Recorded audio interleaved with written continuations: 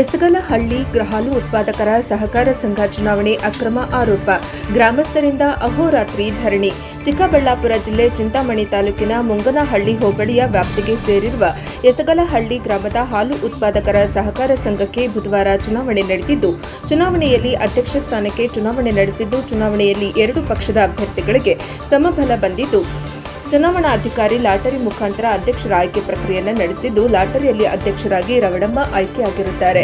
ವಿರೋಧ ಪಕ್ಷದ ಅಭ್ಯರ್ಥಿ ಮುನಿಲಕ್ಷ್ಮಮ್ಮ ಅವರು ಮಾತನಾಡಿ, ಚುನಾವಣಾಧಿಕಾರಿಗಳು ಲಾಟರಿ ಎತ್ತುವುದರಲ್ಲಿ ಮಹಾಮೋಸ ಮಾಡಿದ್ದು, ರವಣಮ್ಮ ಇರುವ ಹೆಸರು 3 ಚೀಟಿಗಳು ಹಾಕಿದ್ದು, ನನ್ನ ಹೆಸರು ಇರುವ ಚೀಟಿ ಒಂದೇ ಹಾಕಿ ನಾನು ಪ್ರಶ್ನೆ ಮಾಡಿದ್ದು, ಇದಕ್ಕೆ ಚುನಾವಣಾಧಿಕಾರಿ ನನಗೆ ಉತ್ತರವನ್ನ ಕೊಡದೆ ನಾಪತ್ತೆಯಾಗಿದ್ದಾರೆ ಎಂದು ಆರೋಪಿಸಿದ್ದಾರೆ. ಇನ್ನು ಅಕ್ರಮವನ್ನ ತಡೆದು ಮರು ಚುನಾವಣೆ ನಡೆಸುವಂತೆ ಅಹೋರಾತ್ರಿ ಧರಣಿಯನ್ನ ನಡೆಸುತ್ತಿದ್ದಾರೆ. ಈ ಘಟನಾ ಸ್ಥಳದಲ್ಲಿ ಯಾವುದೇ ಅಹಿತಕರ ಘಟನೆಗಳು ನಡೆಯದಂತೆ ಕೆಂಚರ್ಲಹಳ್ಳಿ ಮತ್ತು ಬಟ್ಲಹಳ್ಳಿ ಠಾಣೆಯ circle inspector Narayanaswamy, Kencharlahalli PSI Shyamala, Batlahalli police ಠಾಣೆಯ ಸಿಬ್ಬಂದಿ ಮತ್ತು ಕೆಂಚರ್ಲಹಳ್ಳಿ ಠಾಣೆಯ ಸಿಬ್ಬಂದಿ ಸೂಕ್ತ ಬಂದೋಬಸ್ತ್ ನೀಡಿದ್ದಾರೆ. ವರದಿ ಚಂದ್ರಹಳ್ಳಿ ರವಿ, NKS TV4 ಚಿಕ್ಕಬಳ್ಳಾಪುರ.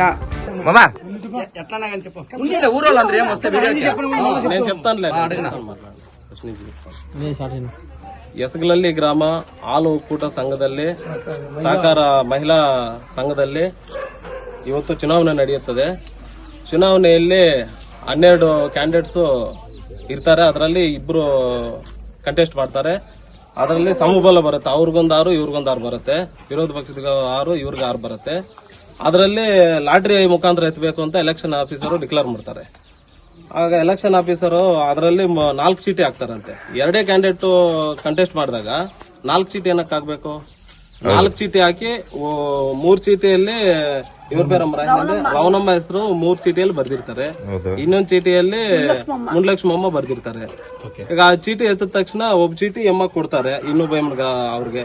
ಇನ್ನು 3 ಚೀಟಿ ಯಾಕೆ ಹಾಕಿರೋದು ಅಂತ ಕೇಳಿದ್ರೆ, ನೀನ್ ಆಚೆ ಹೋಗ್ ಬಾಮ್ಮ ಅಂತ ಕೇಳ್ತಾರೆ. ನಾನು ಹೋಗಲ್ಲ ಅಂದ ತಕ್ಷಣ ಈಗ ಅದು ಎಲೆಕ್ಷನ್ ಆಫೀಸರು ಈಗ ಇಂಥವ್ರು ವಿನ್ ಆಗಿದಾರೆ ಅಂತ ಅನೌನ್ಸ್ ಮಾಡದೆ ಹಠಾತ್ ಕಾರ್ ಎತ್ಕೊಂಡು ಪರಾರಿ ಆಗ್ತಾರೆ.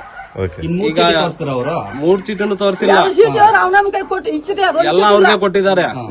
ಅವ್ರಿಗೆ ಕೊಟ್ಟು ಈಗ ಹಠಾತ್ ಆಗಿ ಅವ್ರು ಏನು ನಮ್ಗೆ ಆನ್ಸರ್ ಕೊಡ್ತಿ, ಈಗ ಎಲೆಕ್ಷನ್ ಯಾರು ಗೆದ್ದಿದ್ದಾರೆ ಏನು ಅಂತ ನಮ್ಗೆ ಗೊತ್ತಾಗ್ಬೇಕಲ್ಲ. ಪಬ್ಲಿಕ್ ತೋರಿಸಿಲ್ಲ, ಚೀಟಿ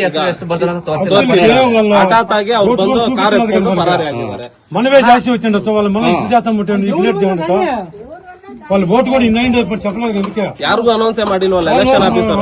ಅವರಷ್ಟು ಅವ್ರು ಬಂದು ಬರಬೇಡ ಅಂತ ಹೇಳ್ಬಿಟ್ಟು ಅವರಷ್ಟು ಅವ್ರು ಕಾರ್ ಎತ್ಕೊಂಡು ಇಲ್ಲಿಂದ ಪರಾರಿ ಆಗಿರ್ತಾರೆ.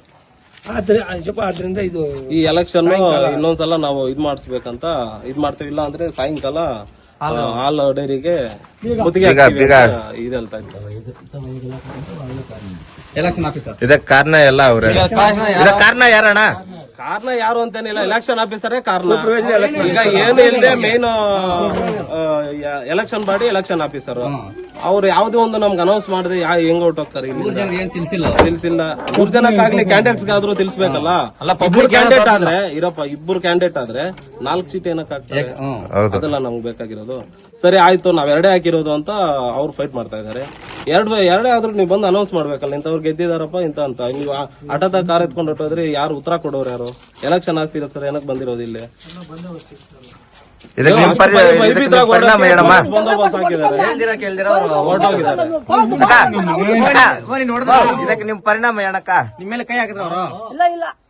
ಆತರ ಏನಿಲ್ಲ ಬಿಡ. ಇವಾಗ ನೀವೇನ್ ಹೇಳ್ತೀರಾ ಇದಕ್ಕೆ? ಮಾಡ್ಬೇಕು ಎಲೆಕ್ಷನ್ ಇವಾಗ, ಇಲ್ಲಾಂದ್ರೆ ರಾತ್ರಿಗೆ ತೆಗ್ಸಲ್ಲ. ಮಾಡ್ಬೇಕು ಇವಾಗ ಡ್ರಾ ಆಗಿದೆ, 2 ಚೀಟಿ ಪಬ್ಲಿಕ್ ಅಲ್ಲಿ ಹಾಕ್ಸ್ಬೇಕು ಇವಾಗ. ಇಲ್ಲಾಂದ್ರೆ ರಾತ್ರಿಗೆ ತೆಗ್ಸಲ್ಲ ನೀವು ಡೈರಿನ? ತೆಗ್ಸಲ್ಲ ಅಂತಿಲ್ಲ, ಮುತ್ತಿಗೆ ಹಾಕ್ತಿವಿ ಅಷ್ಟೇ.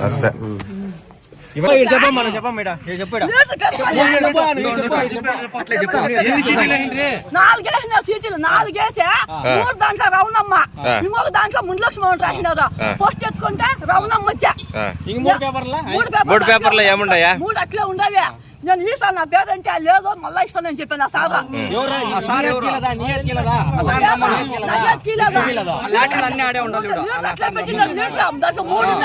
నువ్వు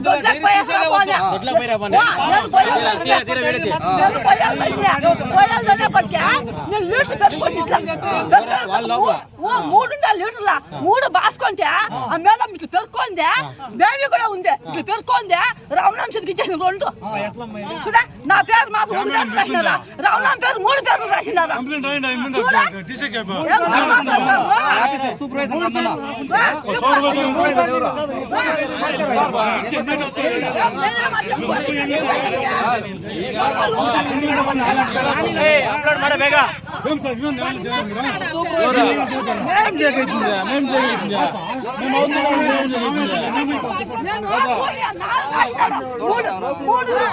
రిజల్ట్ చెప్పలేదు కదా ఇంకా